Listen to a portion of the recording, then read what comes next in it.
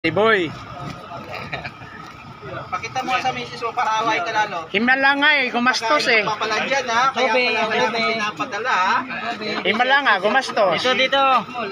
Hindi nakita yung manok pa. Oh, isa mo. Yun, yan ang budol. Parang kulang ng kanin ha. Eh, yung kambing, sana. Nahuli pa. Inuhuli pa. Bawal na kayo. Ibang kanin.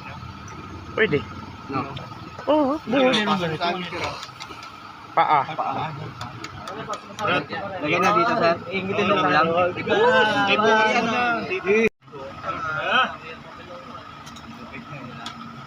Ano pala to? Manok niya ano pala to? Ay, Pedro. Manok ni San Pedro. Ay, tara! Hindi ba ano to?